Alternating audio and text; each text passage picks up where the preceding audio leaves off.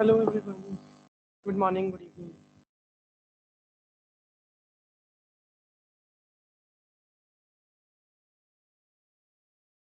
So let's get started.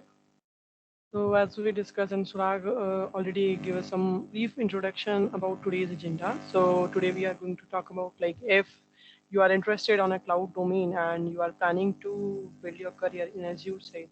So what are the key things you need to be take care while planning or while preparing for interview? So with the help of that, how you can crack an Azure interview. So here we are going to start with some basic thing to like role-based interview concepts also that we have to take care. So let's just start with a small introduction first. So myself, first of all, let me introduce myself. So myself, Diksha Sharma, and I am Microsoft certified trainer and a senior consultant in a cloud architecture side. I am taking different trainings on Azure domain, and I have majorly deliver on the data engineering side and cloud architecture side. I am certified data engineer, DevOps engineer, certified solution architect on Azure, and as well as a DB admin side also. So a couple of different certification I have done. And the key domains on that I am working is on data engineering, data warehouse, ETL and ELT side. So this is about me, like high level idea. Then if we talk about like today's agenda, so today we are going to discuss about the key things where what are the key topics you should learn or you should prepare for your interview. What are the basic things you need to be always remember or it should be on your tips because that is like a frequently asked question in your interview. And next we have like we are going to do, I will show you some practice question also that you guys can focus on while you are preparing and some preparation and resources also we will discuss during the call. And then at the end, okay, if you are planning to do some certification or you want to go on a professional level, then here you can see like you can find your career path in Azure and certification and what are the different roles or wise certificates we have available that you can have a look. So now let's start. So first we'll see how your structures will you can prepare how the interviewer is going to ask the question. So they are highly are divided like four different layer of Azure interview. It has been categorized in four parts.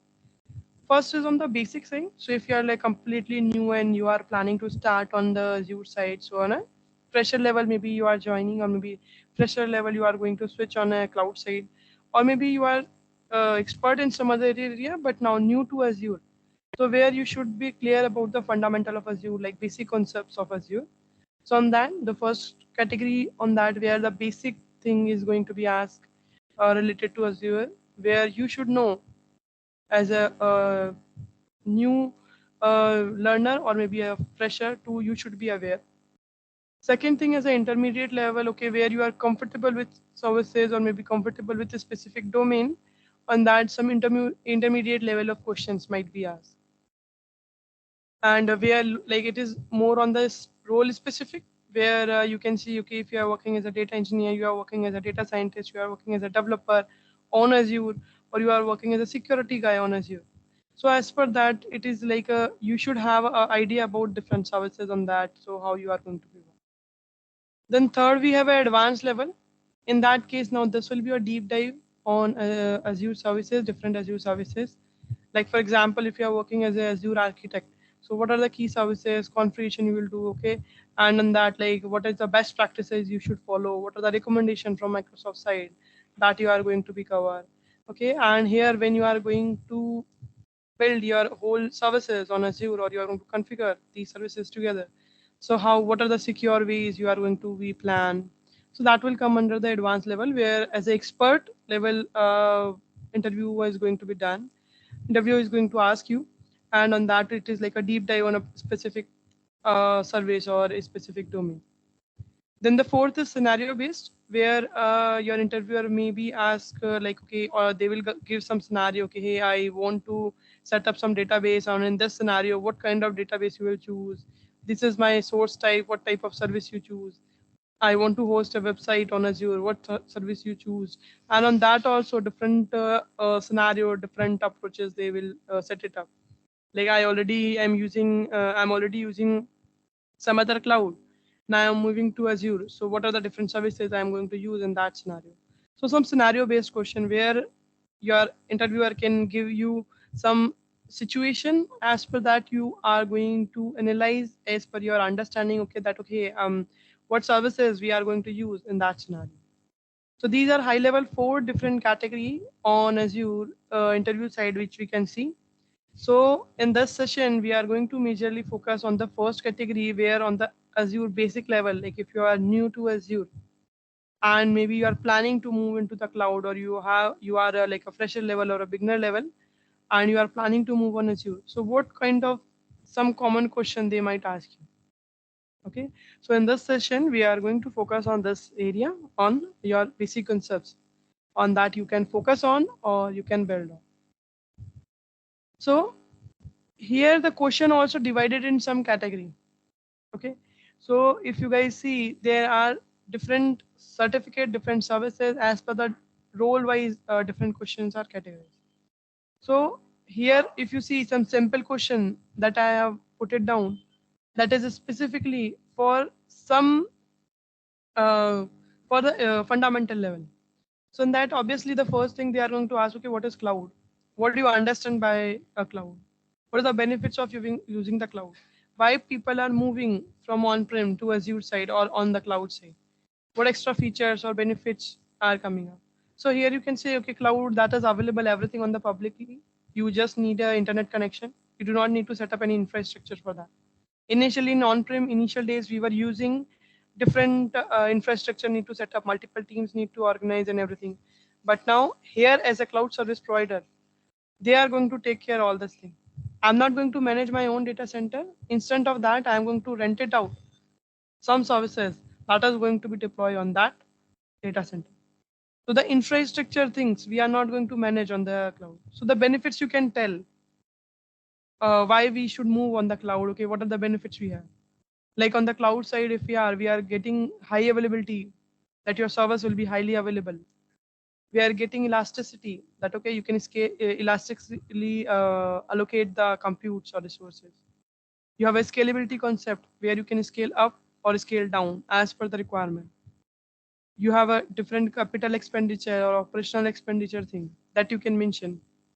Apart from that, here you can mention we have a fault tolerance, okay, where any failures occur, so we can restore it back from that particular point of time. You have a disaster recovery. These benefits we are getting on cloud. So this is just some example I've given to you. But when you are preparing on the basics, so you should start with the cloud. Okay, so if you, no matter you are going with any cloud service provider,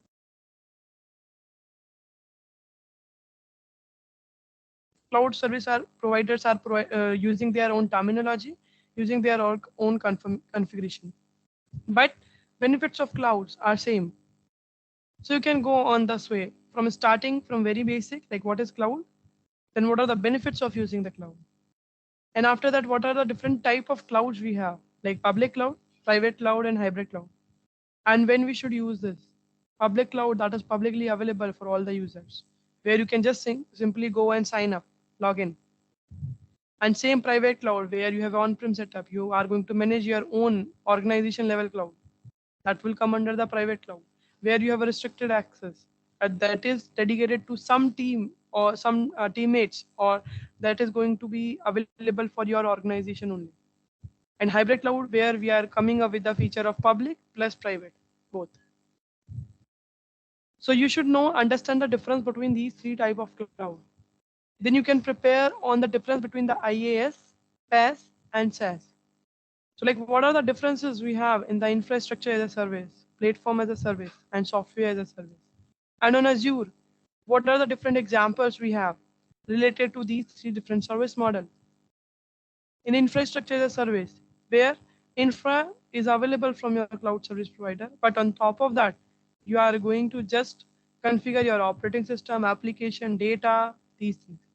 Platform as a service, where you have a platform ready. You just need to set up your data and application. And software as a service, It's like everything is ready. You just need to go and sign up for using them. And on Azure, we have different examples that is available on IaaS, PaaS, and SaaS. For IaaS, we have virtual machine. So virtual machine is an example of an infrastructure as a service. Then for PaaS, platform as a service, we have web app, we have a SQL database, okay, or we have a data factory. These are some services that will come under your platform as a service. And then you have a software as a service. So like we have a Microsoft Teams. This is also example of a software as a service where you are just going to go sign up and start using that. Then now this will come the initial this question which I mentioned that will come under your cloud related things and that will be common. Okay. So these services I have categorized, these questions I have categorized as per the cloud fundamental. So if you are going with any cloud, you should be aware about these four things. Like what is cloud, benefits, and different type of clouds, and difference between the IaaS, PaaS, and SaaS. Then from here onwards, it has started with the Azure only. That what are the different Azure cloud services you have, or what is Azure? On that you can simply explain that okay, no matter like here you are working as a data scientist, data engineer, data analyst, or Azure developer, or security guy, admin guy, architectural guy, okay, or DevOps guy. Azure will give you 200 plus services within one single platform where you can utilize all the services, put them together, and after that you can build your own solution. It will give you fast provisioning, same budget friendly, where you can choose different options like pay as you go, 1 year reserve, 3 year reserve. As per that, you will get different discount, and you are always future ready, because in the backend, Microsoft always working on their product to improve. So this is always future ready. You can say skills you have. Then what are different Azure resources? So Microsoft's are categorized different Azure resources in different domain. Okay, as I mentioned that okay, within your team, within your project, okay, different developer, different persons are working, and it's not necessary that everyone is using same kind of product. If you are working as a Azure developer, you are going to work with web app or functions, Azure functions. If you are working as a data engineer, you are going to work with Databricks or database or storage or data factory. If you are working as a data scientist, you are going to work with machine learning workspace, cognitive services. These are some services named have available. Then after that, here if you are working as a security guy, then you are going to be asked about Active Directory, about keyboard. If you are a network engineer on Azure, then they are going to ask you related to question about your virtual network security group, firewall, express route, front door. And if you are working as an architectural guy, then they are going to ask you about the different components and the high level configuration, how you are going to do. So now further it's depend as under which role you are. And then specific to your role, they are going to ask you more questions. And over here but on a high level, you should be aware that what are the different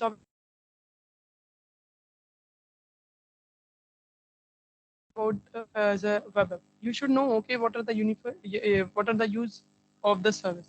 So the high level, you should be familiar with this one, not a deep dive level, not a very expert, but yeah, you should be familiar about the services. Because if someone is referring web app, so you should know that this is a service.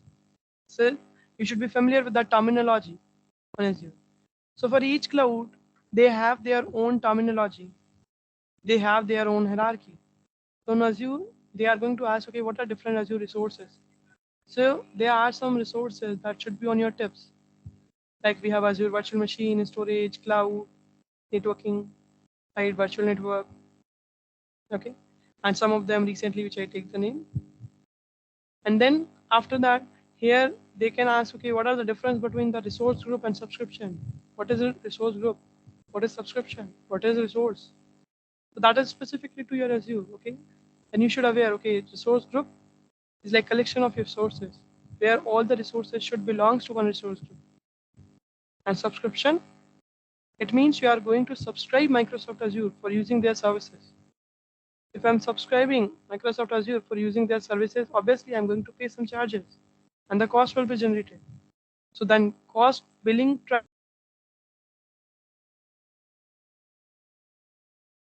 your resources, and resources are your services which you are going to use. So that will be in a hierarchy. First, you have a subscription. Within subscription, you could have multiple resource groups available, and each resource group is containing some resources. And these resources are basically services which you have available on Azure, like VM, VNet, or something like that.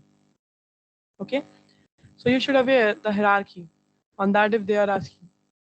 Then next we have how Microsoft Azure is going to charge you. If you are using their services, the cost will be calculated.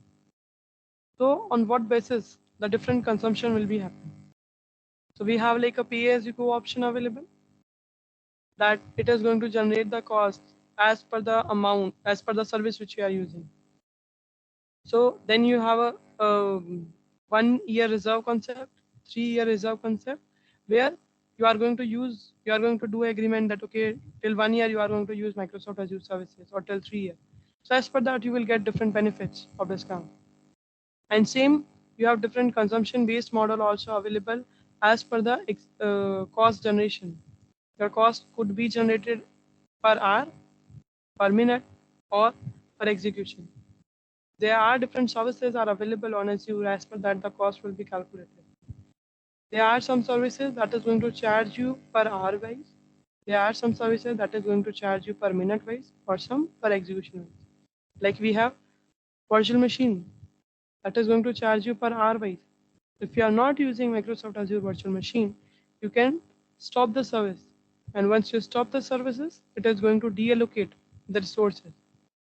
So here, if Microsoft VM, Azure VM is charging for per hour wise, so it is not going to charge you per execution wise.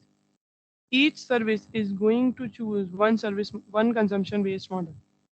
So in per hour wise, there are some services that has been categorized, like your virtual machine, your SQL database. These services are going to charge you on per hour wise. Then you have a consumption or pay per minute, where in that case per minute wise here it is the cost will be generated. Okay, so like for example, stream analytics job is running, there is a one another service on Azure. So in that case, within 1 minute, if it is going to process millions of events, so as per that the cost will be generated. So here for pay per minute we have stream analytics job. Then for paper execution, we have data factory. So you should aware with the differences and the examples also of this basis of this consumption based model. As per that, each services is going to charge you, and you are going to pay for what you are going to use.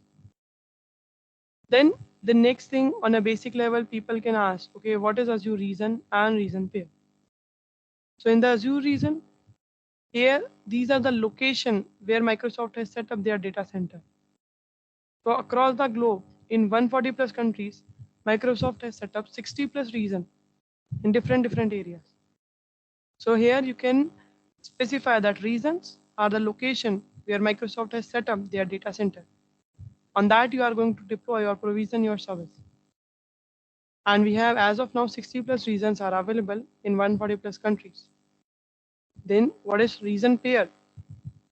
So whenever you are deploying any service on Azure, if any service fail, or maybe if any data center fail due to the dependency, or any power failure occur, any hardware failure occur, or software failure occur, due to that any failure, if your primary data center went down, so in that case it is going to take it the copies or application will happen in the secondary region. So we have two regions are paired from within the same geographical location in that case. So we have region pair concept, where you have a primary region and secondary regions available. In the primary region, your data, your service, you are going to choose for deployment. And then after that, you have a secondary regions available. It will come, it is going to maintain the copies of your data.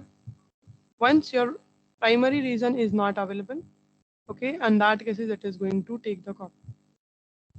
So here pair reason concepts we have available in Azure, and same you have like different type of availability options that you should follow. So when you are provisioning any service on Azure, how you are going to make sure that your service will be highly available? Because as the cloud benefits, we have seen, okay, that your service will be highly available. For that, Microsoft is going to provide you 99% SLA to making sure that your service will be available for all the user at any time from anywhere any user can access. So in that case, what are different availability options you have available on Azure? So we have a single VM available options available with premium disk.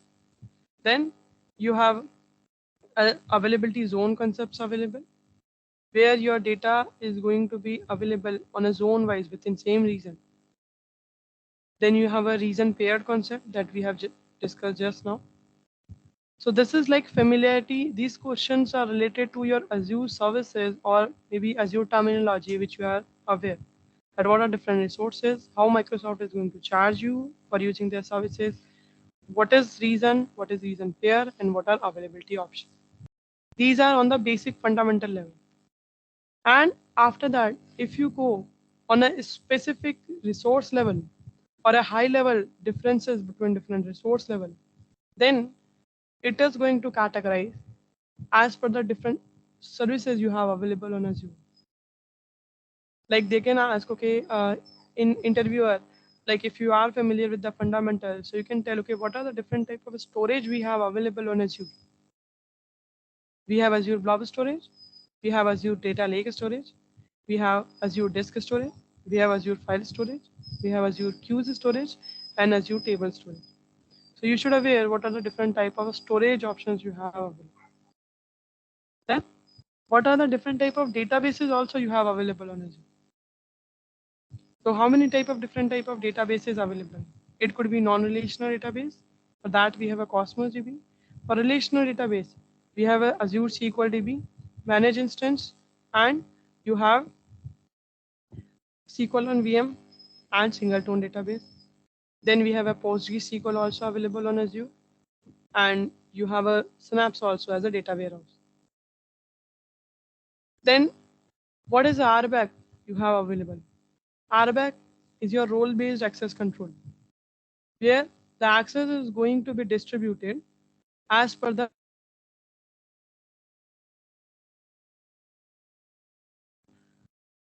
developer are working.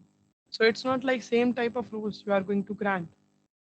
So RBAC is basically role-based access control, where multiple roles you have available, and as per that you can choose. We have owner, contributor, reader, or a specific service level access you can grant. So you have RBAC, that is stand for role-based access control. Then the next question will be related to on what are the different type of logs we have, and this log is available in all the resources. So what is log? So log we have a two type, delete and read only. So if you are applying delete log, you cannot delete any service, or you are applying read only log, then you cannot do any write operation, only read you can do. So you should understand the difference between the log, when you should apply, what is the use cases. Then what is Active Directory? So if you are coming to the admin side, okay, so what is your Active Directory and why you should use this, okay, to managing this access and everything. So what is Azure Active Directory you have?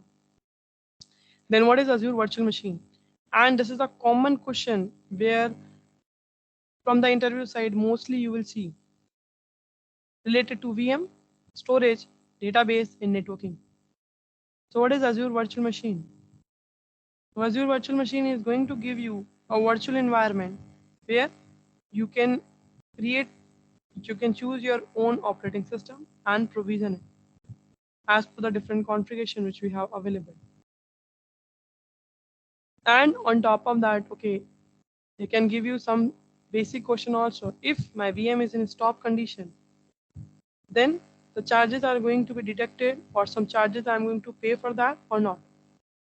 This is like some scenario they can put, but within a fundamental, where you should aware, okay, that okay, while deploying your VM, okay, what are the configuration you have done, and on what basis Microsoft is going to charge you. So if you stop your VM, so in that case, your resources which you have allocated to your VM, that has been deallocated. All the resources has been deallocated. So the cost you are not going to pay for the compute resources, but the cost you are going to pay for your storage or operating system. Because for the VM, a virtual disk or Azure disk storage will be always associated. Like same in your PC, in your computer, you have hard disk available. In VM, you have a virtual disk available. So you are not going to pay for VM, but yes, you are going to pay some amount for that virtual disk. Same here, like what is virtual disk also, they can ask you in detail. And then what is VNet? VNet is your virtual network that you are going to be set up or established to communicate or to share the networking between two different resources. So with the help of VNet, you can secure login, or you can enable the security to communicate between resources, between different resources. And then what is subnet? Subnet is basically when you are going, subnet is like a collection, or you have subset. You have divided your IPs into smaller group. That is your subnet. And in the subnet, your IP has been categorized into smaller group. And also related to networking itself, like they're gonna ask, okay, what is network security group, where you can set up some inbound and outbound rule, or you can manage your traffic. You can manage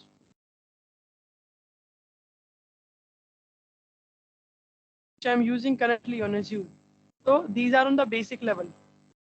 Inside that, you can see, okay, if you are going on a Azure interview site, it's not like very hard and fast. You should aware, okay, in a detail, what is network security group, but you should understand what is the logic, why we are using this.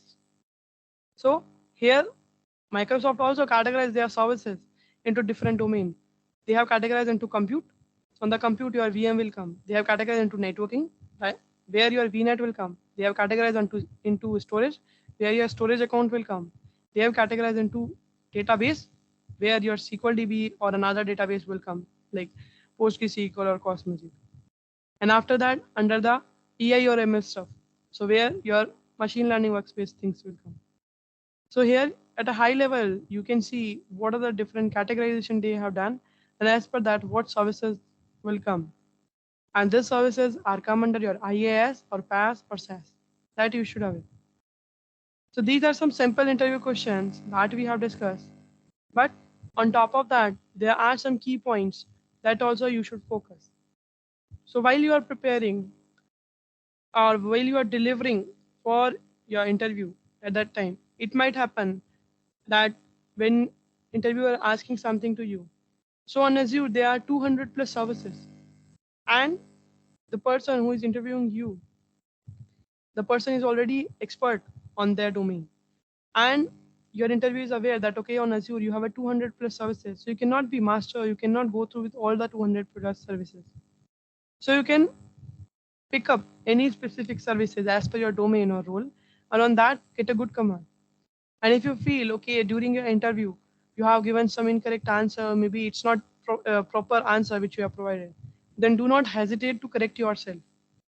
Because if you are taking up, you are correcting yourself, it means you are clear with the concept, but you might be got confused in between. So if you feel okay, the answer which you were given earlier during your interview, in that case, it might not be the correct. So you can correct yourself instead of that, because your interview already know that you are not giving the correct answer. But if you know that this is not the one, instead of that, you can correct yourself if you know the answer. But if you don't know the answer, then do not deflect, because at the end your interview is already expert. He know or she know that hey, if I'm asking this to you, it means this is something which I am looking for as an answer. But if you are not aware about the answer, straight away say that okay, I'm not aware as of now, but I will go. I'll see and get back to you on that. So it's like you are ready to learn, but as of now, you are not aware of that particular technology or terminology. So where you can, instead of moving around the answer, you can simply see you can simply say that, okay, I will get back to you on that. And always, whenever you complete the interview and whatever question they are asking to you during your interview, take a note and then check after your interview that, okay, they have asked like 10 questions, maybe you remember only 8 questions. After interview, as a recommended one, go through on that answer as a technical terminology. So where you can see, okay, that, okay, what are the gaps you feel during your interview, that's why you are not able to answer properly. Or maybe you can get some relevant example that you can share during your interview. So once you are done with your interview, always take a good practice that, okay, whatever question is asked and you are not able to answer, maybe you stuck somewhere. So after the interview, go and check the answer. So that will help you to rebrush up. And whenever the next interview you are going to do, and if it is related to the same service, you are able to answer that in more proficient way. And the third point is like, for which role, for which area you are applying for. You are clear with the JD on that you are applying. If you are applying for the fundamental, you can work on your basic side. If you are applying for a specific role wise, you can work on your role specific. Like if you are applying like a cloud engineer, so in that you should see as your JD, okay, that this role, okay, what they are looking for. They are looking on a data domain side, so you can do more practice on data related service that you have available on Azure. If you see that more you are applying on the architectural side, so you can more focus on the architectural part. If you are applying for a developer role, so in that case you can apply more on the developer side. And on the same, you can improve and learn your resume. It means like, what are the technology services key points which you have mentioned in your resume that you should know. It's not like I don't know any specific thing and I have mentioned in my resume. It might happen that interviewer can ask, okay, you have done some exercise on that, do you have done some work on that? So you should know, okay, what are the technologies or what are the services which you have mentioned in your resume. On that, at least you should aware. So you can learn from your resume as well, whatever services you are mentioning. You can see like in the market what are different other cloud services also available. In as like on Azure, from Microsoft side we have Azure, but from AWS we have from Amazon side, from GCP from Google side we have GCP. So you should aware some competitive cloud services are also available in the market. You should be confident when you are delivering the answer, where you see, okay, that whenever you are answering about any particular service, so in that case your interviewer will also want to check that how much you are confident while delivering that specific answer, or you are just doing some guess. So the confidence level will show that, okay, how much you are aware about that service. So always be prepared and confident whenever you are planning or you are doing the interview, and be ready for rejection always. It's not, it could be like 50-50. Either you could be succeeded or not. So here, always be prepared with the rejection and try your best when you are delivering your interview. And always take the feedback at the end of the session, end of your interview. So it generally happen when you are delivering the interview, your interviewer will ask that, okay, is there any question that you want to ask to me? Because here you are also going to join their organization. So you can mention, okay, that is there anything that you want to ask to me? So you can simply ask, okay, what are the roles and responsibility you are looking into a candidate as per the organization level? Is there any feedback or suggestion you can give me as per the interview which we have done? So these type of interactive conversation you can build with your interview. And at the end, once you get the call from your company about your interview, so always take the feedback. It could be positive or it could be negative, but always be ready with the feedback and take the feedback. And flexible to learn. So as you are starting on the Azure and we are more focusing on the basic concepts, so you're flexible to learn. So as I mentioned, once you are done with the interview, always go and learn. Always go and check the answer which you are given. Always go and check, okay, what are the questions they have asked? Is that correct or not? Or like the answer which you are given, is it correct or not? And for that, always learn. Okay, so you are always flexible to learn. Okay, like till this point you can say, okay, I'm starting with the cloud, the fundamental. Then I will plan to go on a associate level. Then I'll go plan to go on an expert level. So the different path you can define or design for yourself, and you will flexible to learn. Okay, and then do practice, practice, practice, and practice. Do more practice, and how much hands-on you are doing, and how much service says you will get more comfortable. In that case, at some point of time, interviewer is asking some question. It could be scenario based, so you can relate because you have done the hands-on, you have done the practice, so you can relate with that. So do practice as much as you can do. Okay, so these are some key points that you should be take care when you are preparing or planning for interviews. Okay, and always take a feedback and work on that. Always learn the new services, new technology, read some related blogs or something. Okay, so these are the key points which we have. Then, as we discussed that here we are going to talk about the roadmap also. That okay, if you are planning to go with some certification, so what are the different roadmap or path you have available? So if you are coming up from a cloud background, then it will be good if you are putting some certification on your resume or on your profile. So it will be like highlighted point. So if you clear some certification coming up from the certification, so that will play an important role. So you can see that Microsoft has divided their certification into three categories. First is on the fundamental side, another is on the associate level side, and third is on the expert level side.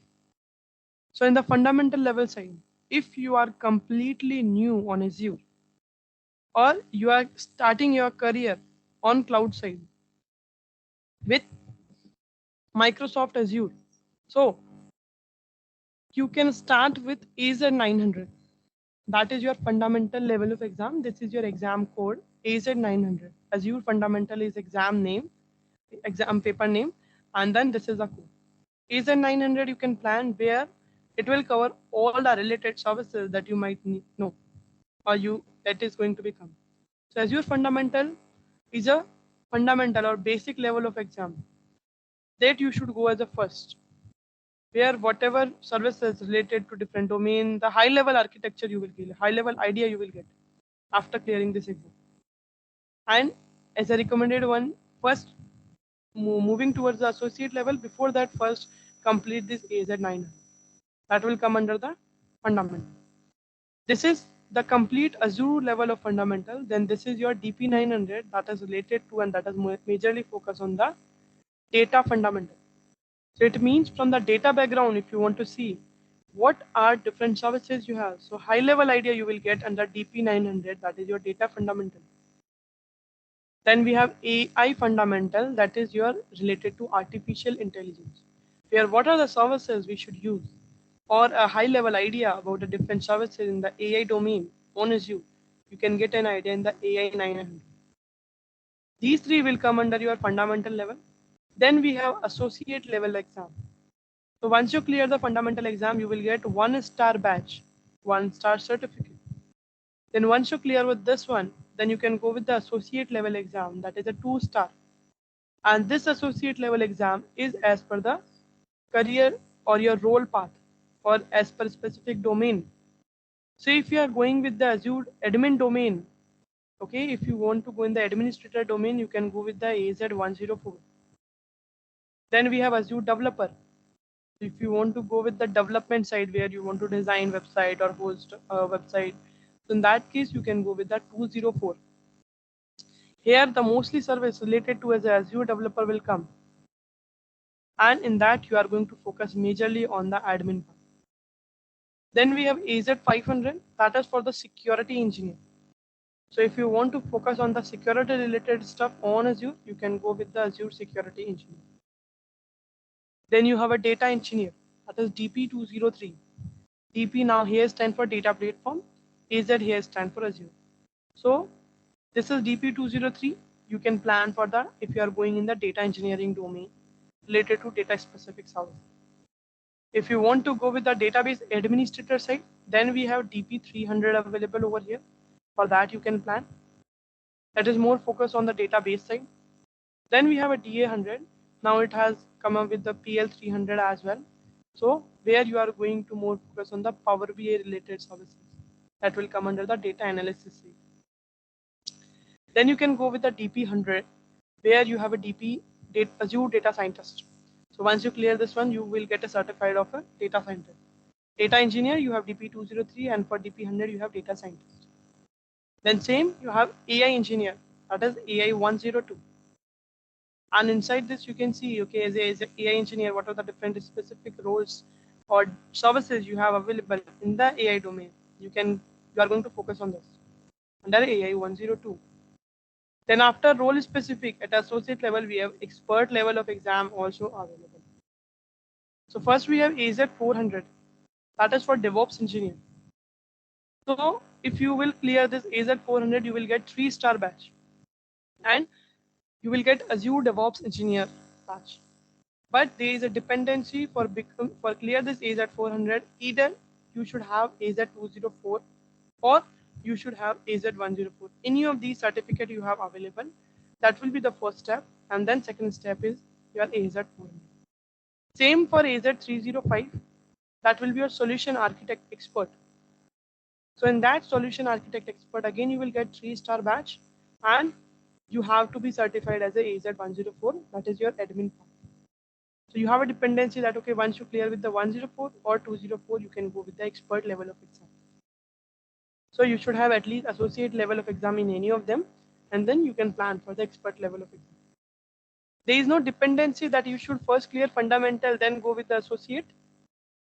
It is optional, but it is the best recommended option that, okay, you will first clear the fundamental exam where you will get a familiarity, then you will go with the associate level of exam. And when you are planning to do the expert level of exam, you will go first with the associate level of exam. This is a high level certification path which we have over here that you can see, and in which domain currently maybe you are working, or in which domain you want to build your career. As per that, you can choose a specific certification path from here. You can choose a specific batch or a specific certificate for planning to do. And once you put a certificate in your resume, that will also play a key role. And here you can see these are the list of different certifications we have. As a fundamental 900, data fundamental DP 900, AI fundamental AI 900, and for administrator, developer, DevOps engineer, security side, admin side, data analyst, data scientist, data engineer, and AI engineer and solution architect expert. These are the different certificates we have available related to Azure. This is available. Microsoft is conducting different domain exams also available, like for Power Platform or Dynamic 365. But here, related to an Azure, these are the certificate on that you can focus on as per your requirement. So I'm open for the question, and if you guys have any question, you guys can ask, or you guys can put down in the chat. So I'll answer it. Okay. E-certificate. You are planning to do some certificate, January over here. So e-certificate, I already go through that how you can go on the Microsoft certificate and you can plan. Okay. So here, first of all, like if you are planning with the any certificate for Microsoft, you can simply go, like I will show you for the AZ 900 only. You can simply go on the AZ 900. Okay, over here. And then this is for the fundamental just now, which we have seen. So in that case, you can simply go and you can register. Okay, and you can just schedule your exam. So initially, there are some different web seminars or training day or webinars also conducting from Microsoft side that you can take, and after that also you will get some voucher that you can claim it when you are scheduling your exam. There are Microsoft training days or Microsoft webinars going on that you can schedule, or at a university level also, or at an organization level also, you will get some voucher to do this certification as a free. But initially the cost will be $99 for them. So for that also you can pay for the cost and you can register for this exam also. Okay. Then next question we have from, okay, I guess Surag already mentioned.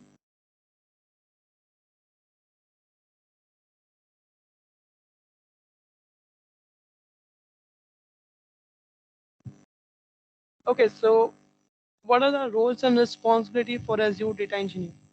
So see, like here, if you're working as a data engineer, there are different key factor you are going to be work on.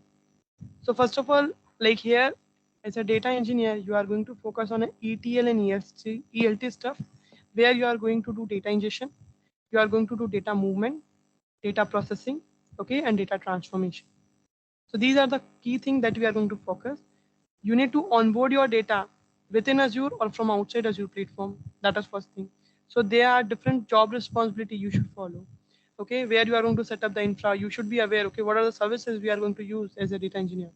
You should be aware about a data factory that we are going to use as a data ingestion tool, Databricks, that is for the data transformation, Synapse, that is a data warehouse tool, SQL, that is a database tool, and storage, that is for the data storage services.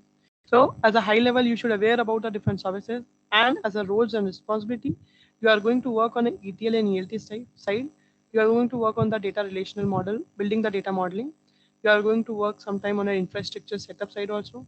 You are going to work on different transformation also, and you are going to work on different services integration also.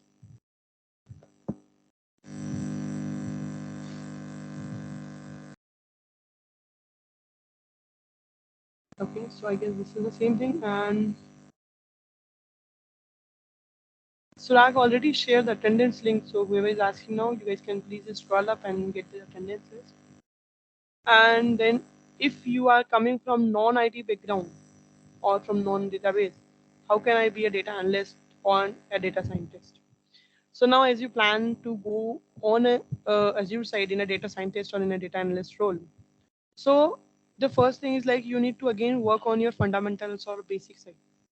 And as a data scientist, first you should be aware about the what are the different NLP, or you have a different at least one Python language, okay, or R language. You should be aware, and you should aware about the data concepts. So if you are coming from non-IT background, or you are not coming from database background, then you will start working on the fundamental first, where you should aware about the SQL, that is must, and then Python.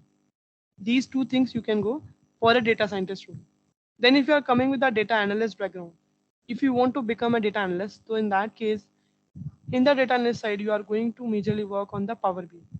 Okay, so Power BI is basically a tool that you can simply learn, but you can understand the logic behind that. Okay, there are a couple of different data analyst tools, visualization tools are available.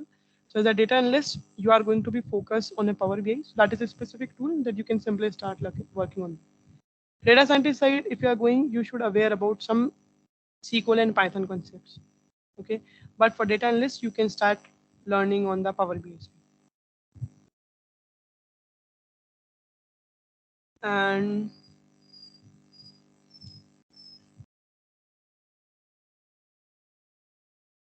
23 years, I can consider this is your year gap, or this is your age.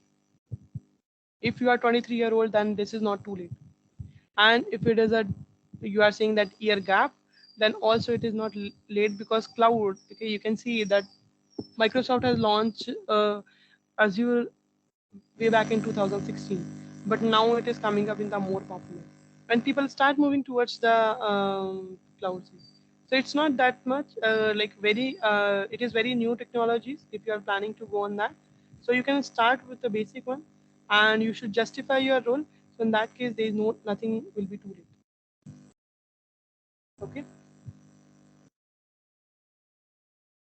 Any other question from anyone related to building your career on Azure, going with the certification, preparing for interviews? Anything, any question related to that?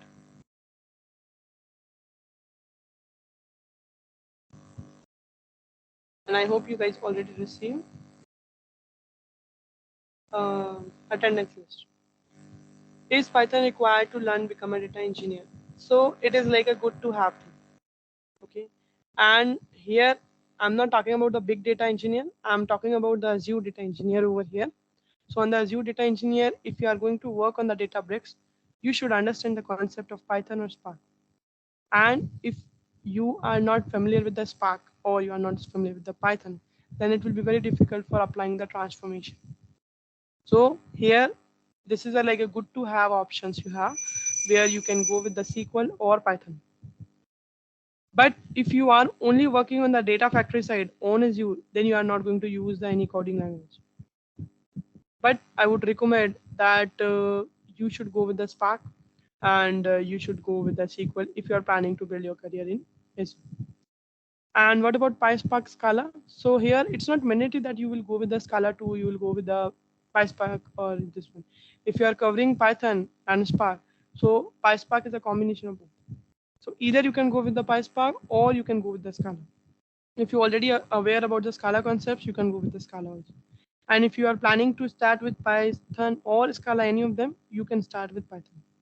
Okay, so any of the language is needed, but it is not compulsory that a specific language, because Microsoft Azure will give you a flexibility to choose your own language and to choose your own framework. So here you can choose your own languages on which you are comfortable. Okay, and as per that you can do apply the transformation.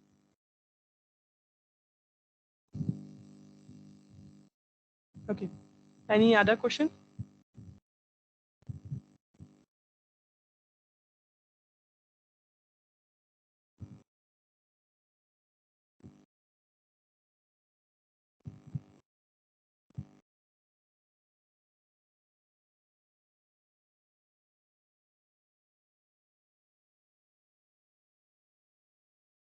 Okay, so then thank you everyone for paying attention and listening on this. And I hope you guys get some clear idea and the picture about the services, how you can prepare and how you can plan your interview. And thank you everyone for joining session today. And I hope I answered all your question and you got all the response. So thank you and happy weekend. Thank you, Diksha, for joining on a Sunday, for these people to be knowing about Azure and interviews about it. So, thank you all for joining on a Sunday, and I hope you guys have a great holiday. Thank you for Thank you.